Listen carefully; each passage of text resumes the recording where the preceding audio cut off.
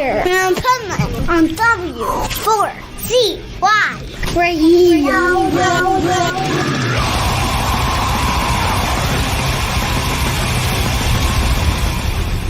Wake up, America! It's time for the Adventures of Pipeman on W4CY.com, West Palm Beach's #1 internet radio station. Here's your host, the Pipeman. Caustic, toxic, I'm slipping under the lights. I was born to fight, but not like this. Boots tight and I fight, holding on for dear life. Take a chance on me, it's a thrill, take the ride. I'm a natural born runaway. This is the Pipeman here on the Adventures of Pipeman W4CY Radio. Let's welcome to the show, Tess The Details. How are you? Hi, great. Absolutely happy to be here. Thanks for having us on. I'm Tess. My name is Gideon. Pleasure to be here. Thank you for inviting us. And we're stoked that you like our record, dude. Yeah, and I read something that what I liked also was the fact that about standing up against the establishment, because I kind of laugh. It seems my old school punk rock friends, including bands, are all pro-establishment, and I scratch my head all the time. I'm like, that was never what punk rock was about. So I'm glad we have a band like you that is doing it the real way still. Yeah, well, I think to us, the establishment is being like everybody else. Yes. We do our own thing. We don't want to imitate. We like to take, influence from the best parts of the things that we love and then spin it up to make something new. And just being yourself and staying true to what you truly love and not reneging on that for any reason is kind of where we're coming from, I think.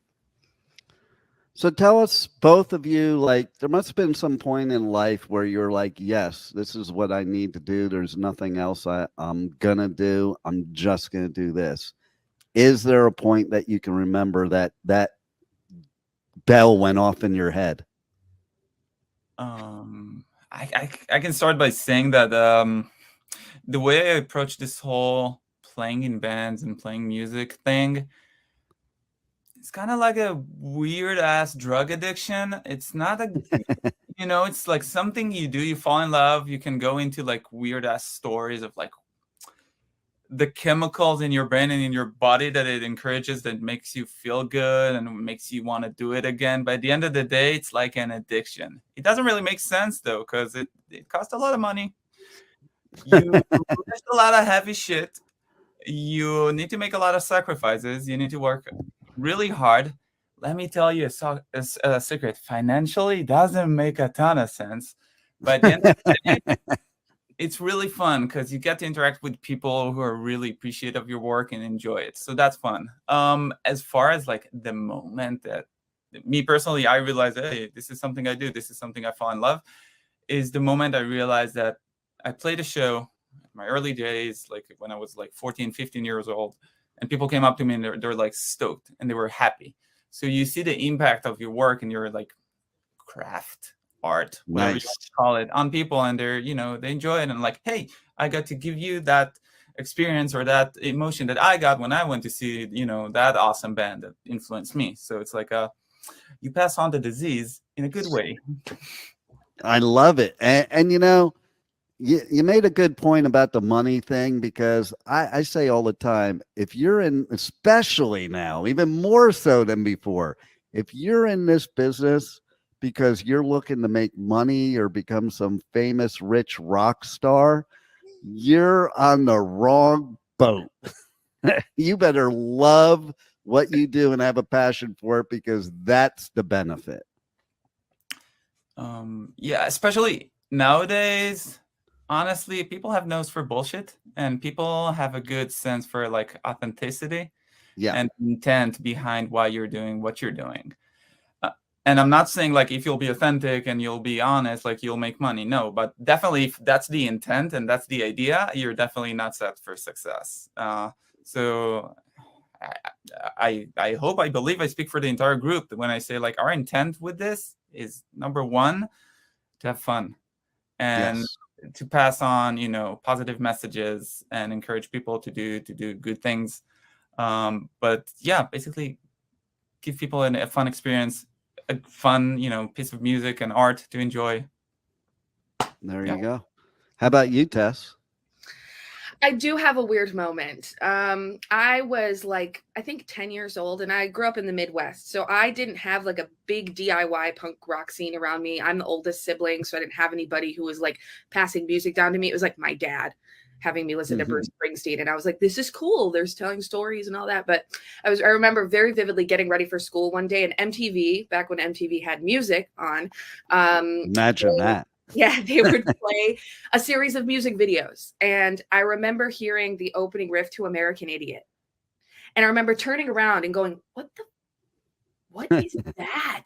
What is that? I never heard something like that in my life. Like I heard like Eagles and like the classic rock my dad listened to, and the pop stuff, like the Madonnas that like my mom listened to. It was listening to Britney Spears. Like I didn't know anything. I was like, guitars? Like, who's that little guy? What is he doing and why? Like, I'm so confused. And I went in this big, deep dive, the whole discography. Then I'm like, what bands did they listen to? And I learned about like Husker Du and freaking The Replacements. And I got really into Elvis. Like, it just started this like shockwave of research. How did this get to where it is? And that's kind of how I fell in love with punk rock and DIY, and how bands did things and how bands treated people. And I think the big impact that punk had on me, like then when I got into like the scene in Cleveland and like started meeting people in real bands, and like being an underage teenage girl playing in these like rock clubs with these bands that like we had no business playing with, but everyone just treated each other with respect. And when you're finished with the show, you go to the merch stand and you shake people's hands and you hang out and you talk and you nerd out about music. And I think that was the big impact on me, like the connection between listener and band. There's no wall. And that's kind of what that taught me, is like, yeah, this band's bigger than life, but they're still bringing a kid on stage to play guitar with them. Like they're still doing the things that make punk rock special. So I think going into that and then getting into like arena rock after, like watching bands like Foo Fighters, like making this huge spectacle out of this thing that can exist in a club. That really rubbed off on me as a young person. And something we like to bring to our shows is like, no matter how many people we're playing with, same intensity, same attention to detail, same bullshit between songs, same energy in the way we give to the crowd and they give back. It doesn't matter how many people are watching as long as everyone's having fun. So yeah. And that connection is key, because I can tell you, of all the genres, that's one of the biggest attractions of punk. It's funny because like I go around and I do radio coverage at festivals like all over the world. And last year I was at Hellfest and the Exploited were playing. And so there's something that a lot of punk bands were always famous for back in the day that doesn't happen so much anymore, because you have this barrier nowadays between like the stage and the people. And Waddy was just like, screw it. And he called and he told all the security, you better get out of the way. He called everybody up on stage, and this stage, was so high. Like I as press, I even went up because I'm like, yes. But I couldn't get up there. People had to pull you up. It was just like old school, and everybody's pulling you up.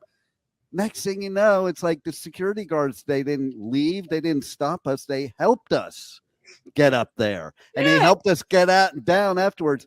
But it was like, I was up there with a couple hundred people on stage for the last song in the Exploit. And to me, that's punk rock right there. Yeah, there's no point in acting too cool for school. Like we're all just being sweaty in a room listening to music. Like there's no separation between me and the person standing in front of me. There will be moments where like if we're playing in a club with like 25 people or whatever, I see a guy walking outside. I'm like, hey you, come in here. Like, what's up? And they come in and they're like, oh, okay, whatever. It's just those little moments are the things people remember, and like how you treat them after the show. Like if you're walking around too cool, like no one's too cool. Like you're the only reason why you're there is because someone's watching you. So it's kind of like that.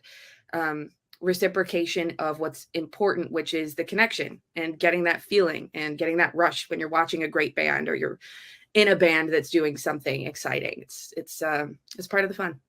I love the attitude there too, because you're giving a positive spin to punk rock. Because I come from the days of the gatekeepers, and I was a long hair metalhead that loved punk rock, and I couldn't go. Like, going to Exploited is like a bucket list for me, because I wasn't allowed to go to see them or GBH or Discharge or any of those bands when I was a teenager, because I had long hair, and it was like, oh. But you know what? It was stupid.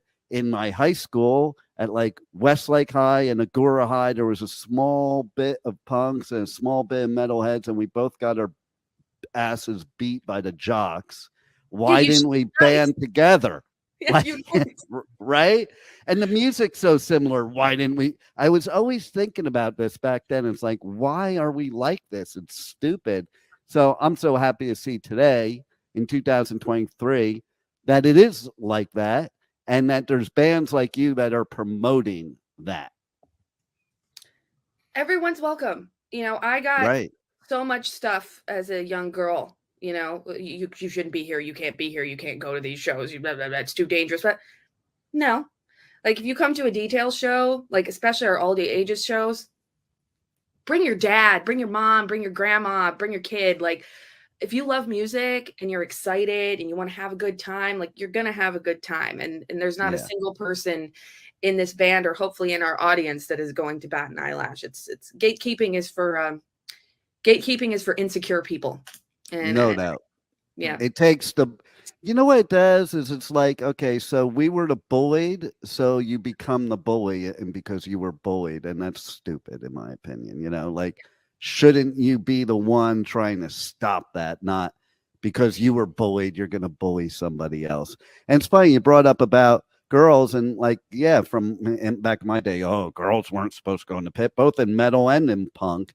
And I got to tell you, when I go in the pit nowadays, first of all, I think the girls are way more badass in the pit. I'm more worried about them than the guys too.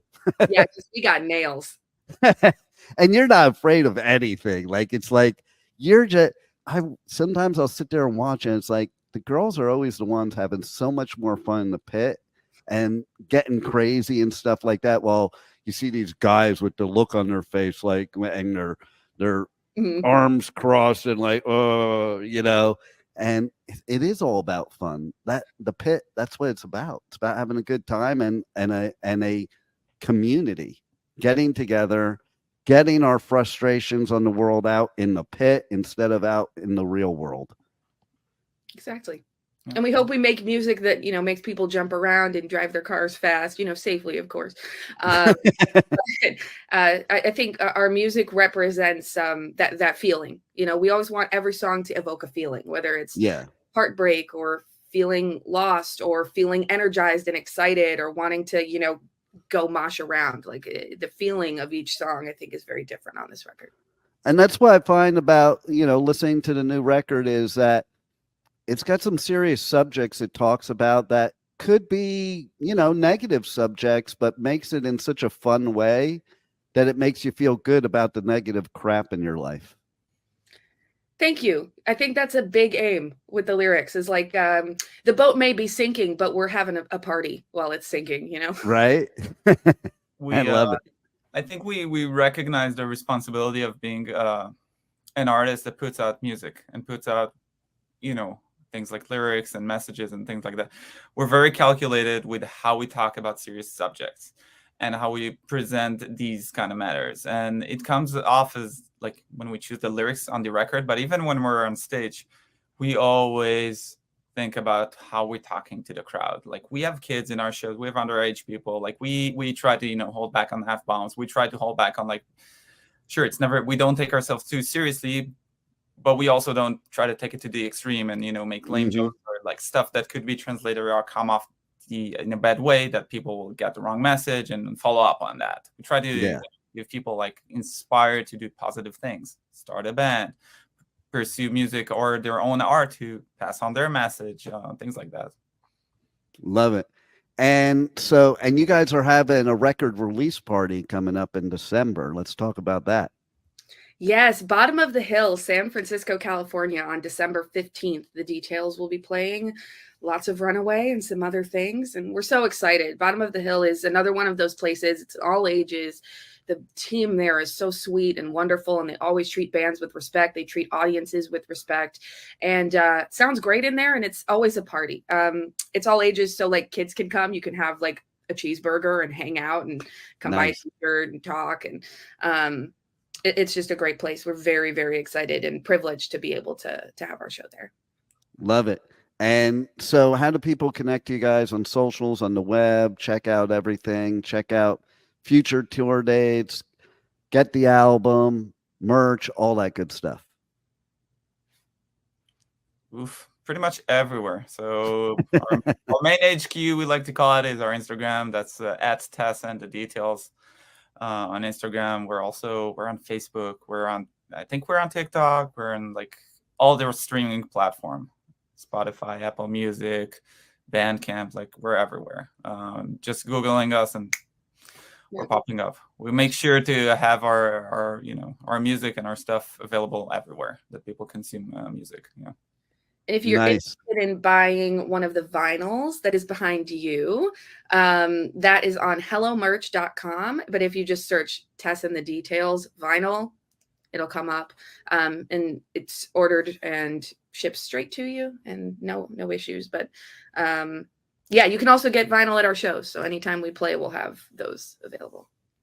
I'm also kind of big into the artwork of an album, coming from the old school where you actually like paid attention to that, and that's how you bought the album, like because you didn't hear what it sounded like.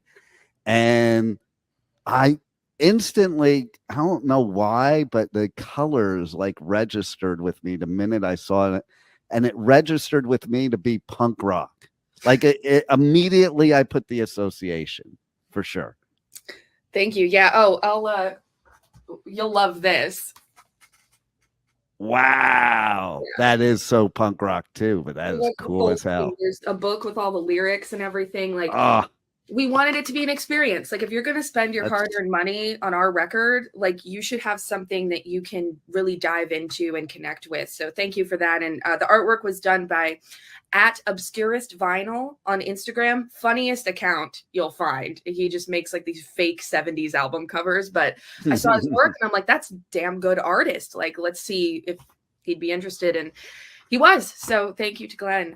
But yeah, it's a big piece. So when you get it, there's a lot to dive into. And the art is part of the details, Yeah. The details is very important.